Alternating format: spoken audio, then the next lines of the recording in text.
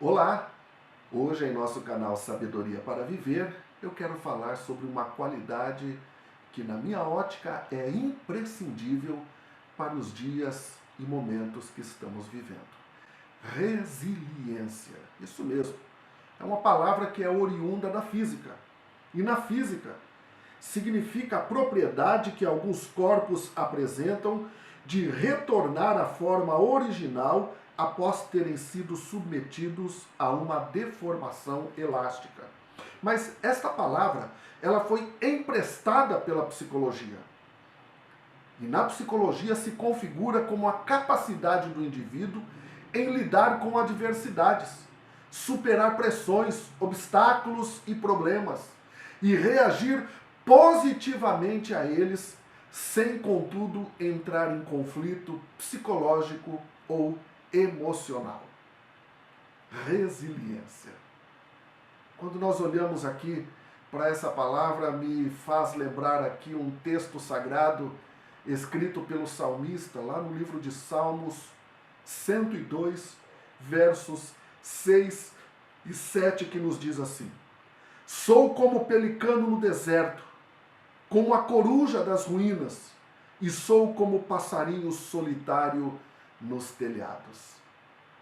Que lição fantástica! Agora eu gostaria que você prestasse atenção, porque a característica desses animais são aplicadas assim de forma magistral pela Bíblia, e talvez sem esses recursos dificilmente poderíamos aprender.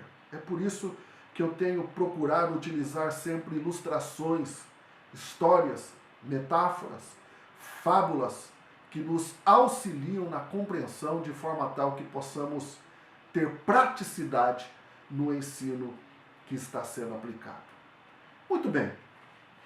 Vamos olhar então, porque a pergunta é: o que o salmista estava vendo? O que ele estava enxergando?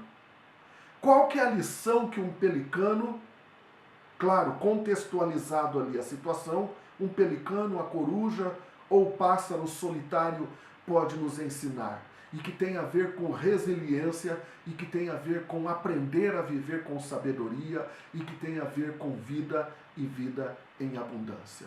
Muito bem, vamos olhar então para essas figuras rapidamente. A primeira figura aqui destacada é o pelicano. Porque quando o salmista disse, aqui no verso 6, sou semelhante ao pelicano no deserto, o que ele estava dizendo, na verdade, é o seguinte: eu estou em uma situação que é ao contrário da minha natureza. Por quê? Simplesmente porque o pelicano é uma ave palmípede, ou seja, o pelicano é uma ave aquática. Não combina pelicano e deserto. Palmípede significa que os dedos do pelicano estão ligados por membranas que lhe servem de nadadeiras. Portanto, o pelicano nestes salmos representa uma vida contraditória. Talvez você tenha experimentado isso na sua vida. Quem sabe nesses dias, você refletindo sobre a sua vida, você se sente fora do seu habitat natural. Como diz o jargão popular, um peixe fora do aquário.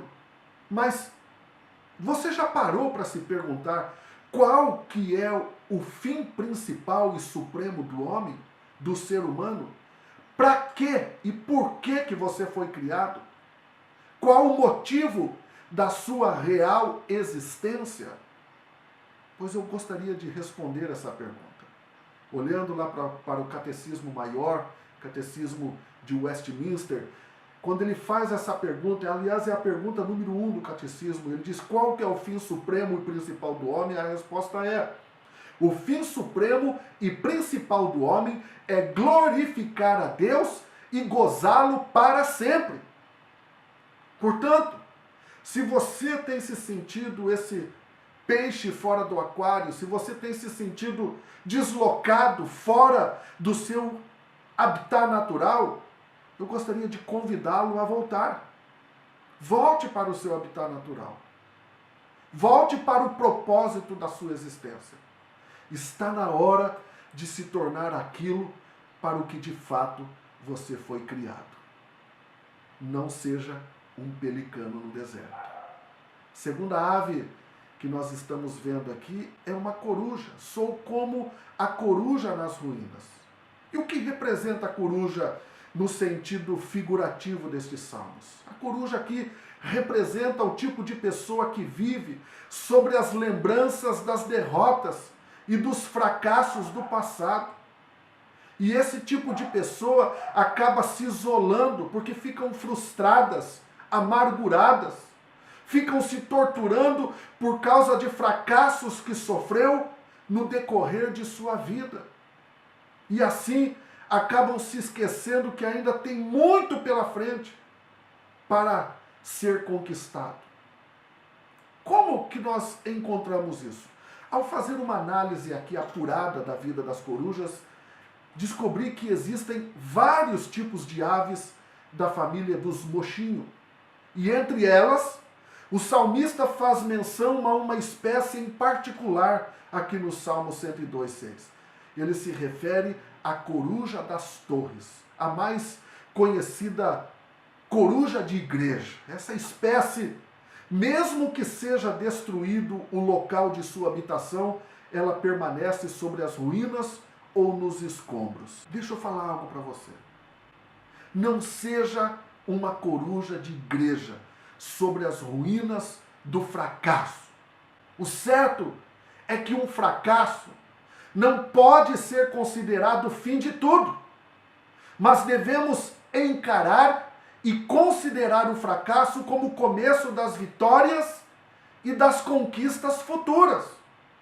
E neste caso, é melhor seguir o conselho do apóstolo Paulo quando ele diz: mas uma coisa faço, e é que, esquecendo-me das coisas que atrás ficam, e avançando para as que estão adiante de mim, prossigo para o alvo. Eu gostaria de encerrar, então, dizendo e motivando você para que não tenha medo. Não tenha medo. Seja resiliente. Faça como Jesus Cristo.